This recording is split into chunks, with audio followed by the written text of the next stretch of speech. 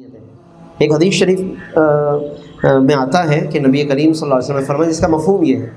کہ جن والدین نے اپنے بچوں کو ناظرہ قرآن پڑھایا، یعنی دیکھ کر اچھا پڑھا دیا، تو ان والدین کے گناہوں کو معاف کر دیا جائے گا۔ یعنی بچوں کا ناظرہ پڑھنا ماں باپ کی بخشش کا ذریعہ ہے۔ پھر آگے فرمایا کہ جنہوں نے اس کو زبانی یاد کروایا، اب یہ حفظ کی طرف اشارہ ہے کہ جنہوں نے اس کو زبانی یاد کروایا تو فرمایا کہ انہیں قیامت کے دن اس حالت میں اٹھایا جائے گا کہ ان کے چہرے 14ویں کے چاند کی طرح چمک رہے ہوں گے، اور ان کے بچے کو کہا جائے گا کہ تم قرآن مجید کو پڑھنا شروع کرو۔ تو جتنا اس نے زبانی پڑھا تھا دنیا میں، وہ جب پڑھتا جائے گا تو ہر آیت پر اس کے والدین کے ایک ایک درجے کو بلند کیا جاتا رہے گا۔ پھر وہ جتنا بھی وہاں پڑھے گا اتنے درجات والدین کے بلند کیے جائیں گے۔ تو ناظرہ کی بھی اہمیت ہے۔ اسی ایک حدیث کے اندر ناظرہ اور حفظ دونوں کی آپ صلی اللہ علیہ وسلم نے اہمیت کو بیان فرمایا ہے۔ تو بہرحال اہم بات یہ ہے کہ جتنی ہو سکے ہم کوشش کریں، توجہ دیں، اور اگر یہ ایک ہی جگہ سیٹ اپ مل جاتا ہے اچھے طریقے سے تو یقیناً یہ ویل اینڈ گڈ ہے کہ عصری تعلیم بھی مل رہی ہے اور حفظ بھی مل رہا ہے۔ میں نے شروع میں ایک حدیث شریف پڑھی جس میں حضور علیہ السلام نے فرمایا کہ خیرکم من تعلم القرآن وعلم، کہ تم میں سب سے بہترین شخص وہ ہے کہ جو قرآن کو سیکھے اور پھر دوسروں کو سکھائے۔ تو اب یہ سیکھنا جو ہے یہ باقاعدہ ایک محنت کی طرف اشارہ ہے، اور زیادہ محنت ظاہر ہے کہ حفظ میں کرنی پڑتی ہے، اس لیے پھر حفظ کی اہمیت بھی زیادہ ہے، کیونکہ جتنی محنت نیک کام میں، اچھے کاموں میں جتنی محنت جس چیز میں زیادہ ہوگی اس کی اہمیت بھی زیادہ ہوگی۔ تو چونکہ حفظ میں محنت زیادہ ہے، بچوں پہ ہمیں محنت زیادہ کرنی پڑتی ہے، قاری صاحبان اچھی طرح جانتے ہیں،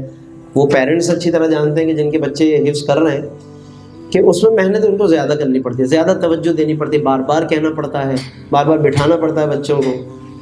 تو یہ محنت بھی میں سمجھتا ہوں کہ باعث ثواب ہے بچوں کے لیے بھی اور آپ کے لیے بھی۔ اس لیے حفظ کی طرف توجہ دینا،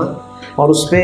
اگر بار بار آپ کو محنت کرنی پڑ رہی ہے اور خوب اسٹرگل کرنی پڑ رہی ہے تو اس میں پریشان نہ ہو سکتا ہے کبھی کبھی وسوسہ آ جائے کہ یار اس میں تو بڑی محنت کرنی پڑ رہی ہے، بچے کے پیچھے ہر وقت لگے رہنا پڑتا ہے، تو لہٰذا اس کو چھوڑ ہی دیں، پھر ہم اس کو بھی آسانی ہو جائے گی، ہمیں بھی آسانی ہو جائے گی۔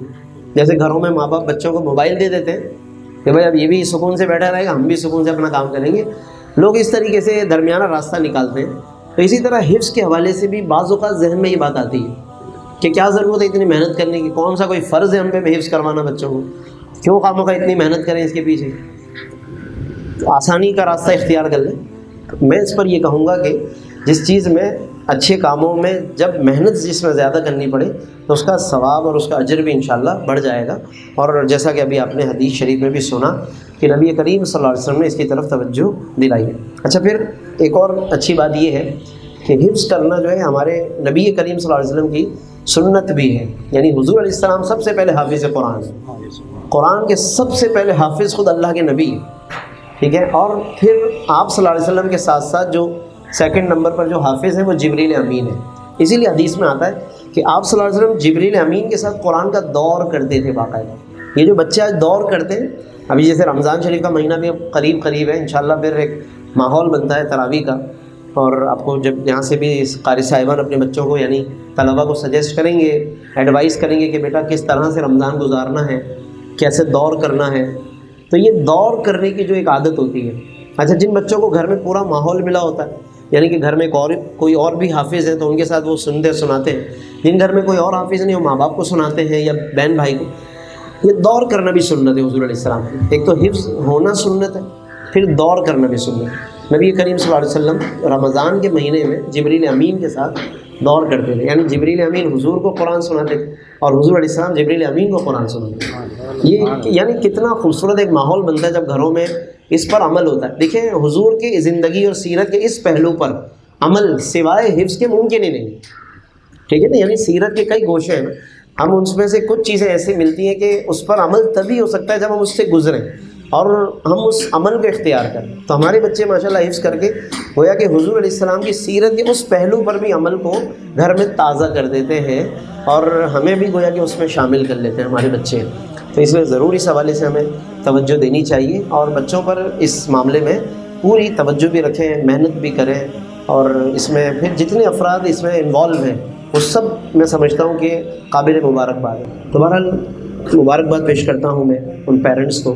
کہ جنہوں نے اپنے بچوں کے لیے یہ ایک فیصلہ کیا ہے ان کے حفظ قرآن کے حوالے سے۔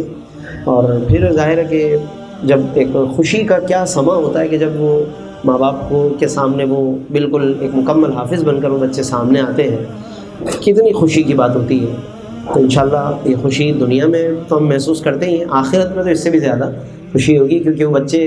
بھاگے بھاگے اپنے ماں باپ کی طرف جا رہے ہوں گے، اور اللہ تبارک و تعالیٰ نے جو ان کو عزت و تکریم عطا کی ہے کہ فرمایا کہ پڑھتے جاؤ اور جنت میں درجات میں آگے بڑھتے چلے جاؤ، تو وہ ماں باپ کے لیے کتنی خوشی کی بات ہوگی کہ جب وہ بچے ڈگری لے کر، یعنی آخرت میں وہ ڈگری لے کر بھاگے بھاگے اپنے پیرنٹس کے پاس آ رہے ہوں گے، اور وہ ماں باپ انہیں گلے لگائیں گے اور کس طرح وہ ناز کر رہے ہوں گے اور چہرے ان کے چمک اور دمک رہے ہوں گے، یہ تو ہم وہ منظر لفظوں میں تو ہم بیان ہی نہیں کر سکتے، ٹھیک ہے۔ تو بہرحال یہ بہت ساری برکتیں ہیں، بہت ساری فضیلتیں ہیں۔ میں سب سے زیادہ مبارکباد پیش کرتا ہوں ہمارے ڈاکٹر ثاقب صاحب کو کہ جو بڑے اچھے آئیڈیاز اکثر لے کر آتے ہیں اور پھر پیرنٹس کو جمع کرتے ہیں، ٹیچرز کے ساتھ جمع کرتے ہیں، اور وہ بہت اچھے آئیڈیاز شیئر کرتے ہیں بچوں کے ساتھ اور پیرنٹس کے ساتھ، اور پھر اس پر عمل درآمد کی بھی پوری کوشش کرتے ہیں۔ اللہ تبارک و تعالیٰ ان کی تمام آئیڈیاز کو جو ابھی بہت سارے ان کے ذہن میں بھی ہیں، اس کو مزید بروئے کار لانے کی انہیں اللہ پاک ایسے مواقع اور سہولتیں توفیق عطا فرمائے، ہم سب کو بھی اس میں مزید ہمت عطا کرے، ہمارے بچوں کو اللہ ترقی عطا فرمائے، قاری صاحبان کو بھی اللہ پاک برکت عطا فرمائے، آمین۔